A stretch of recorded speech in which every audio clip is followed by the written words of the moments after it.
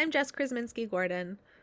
I completed my dissertation and graduated in 2021 with my PhD in English from the University of California, Davis. Since then, I've moved to Michigan, where I work as an independent scholar and college admissions consultant around my two children, ages 3 and 2 months. As a mom, most days I'm facilitating naps and watching TikTok when my children fall asleep on me, and I have thereby become fascinated by mom culture on social media. Specifically, many days I find myself down rabbit holes about toddler eating, where there is a communal sense that we need to feed our children the right way. But no one can really agree on what that is or why it's really so important that toddlers learn to sit at the table and eat peas. Because I've long been interested in how food and clean eating movements are intimately tied to classism, racism, and ableism.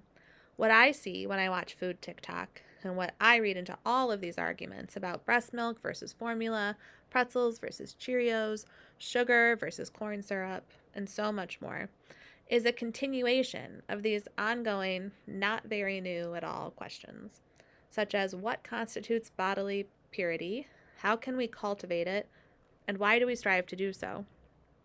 As evidenced by today's panel, there are myriad ways to delve into ecofascism, its origins, and the future it envisions.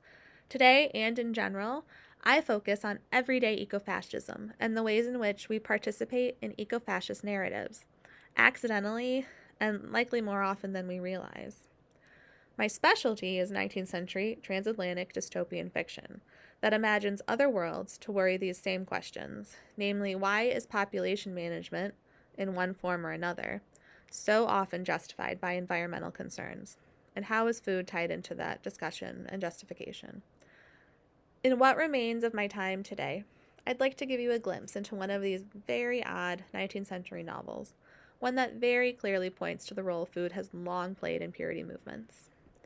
In Mary E. Bradley Lane's novel, Mizora, A Prophecy, published serially in 1880 and 1881, a woman named Vera Zarovich is sucked into an ocean vortex. I'll let you read the novel to find out how she finds herself alone in a boat in the middle of the Arctic Ocean. But for starters, extreme bravado is involved. This vortex shoots her down to the center of the earth, where she finds a community of tall, thin, blonde, white women who have built a seemingly peaceful, well-ordered society. They protect themselves from environmental contamination, rely on carbon-free energy, and distribute clean, healthful food to all Mizoran citizens. The only catch? It's a world whose perfection is built on exclusionary violence. So it's kind of a big catch.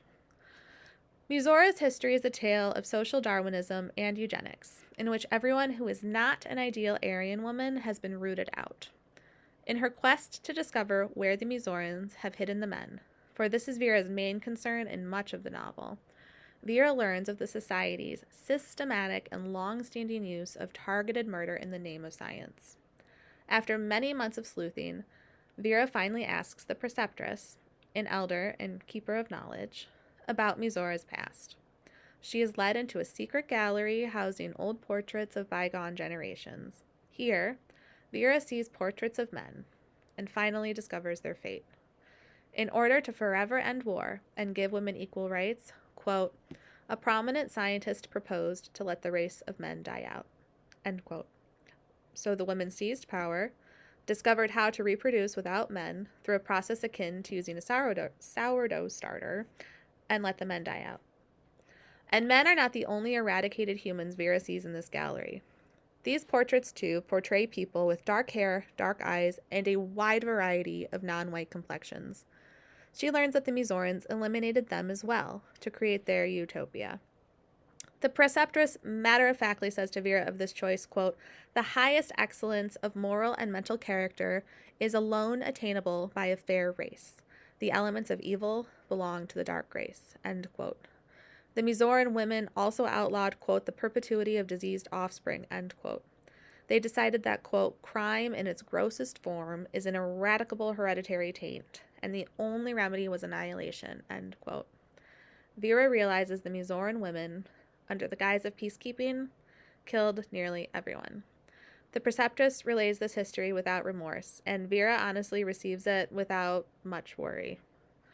In Mizora, science in the form of eugenics is used to eradicate the masses, and the scientific exploration of clean energy becomes the primary ongoing justification for the women's past violence and continued cultivation of purity.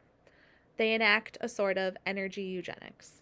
Purity is not only gender singular and white, but also linked to energy production.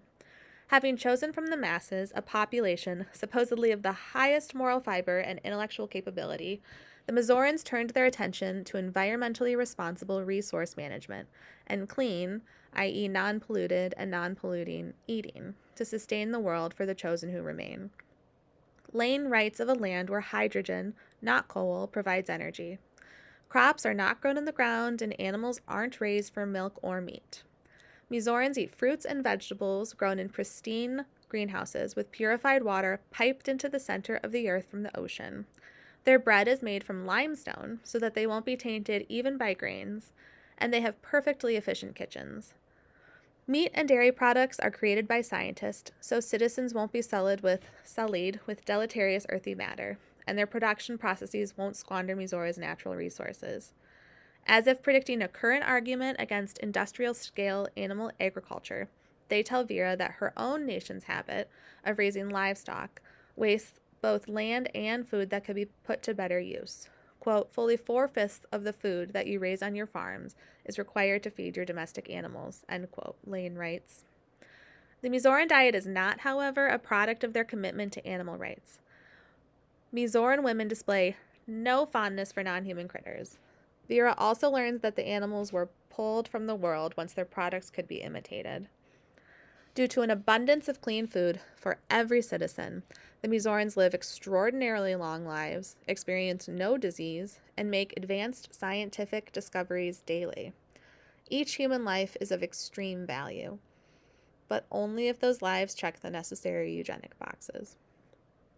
Lane's novel is not a singular piece of proto-Nazi propaganda, but was rather produced in and by a cultural zeitgeist. Lane was writing at a time when conversations linking nutrition, morality, and bodily integrity were taking place on both sides of the Atlantic. J.C. Wharton states, quote, during the early 1800s, an intensified desire for improved health combined with the ascendance of science to a position of cultural authority helped to promote the formulation of physiological arguments for vegetarianism. Theories of the nutritional superiority of a vegetable diet were nevertheless shaped by moral convictions, end quote. And these moral convictions were most often rooted in eugenic ideals.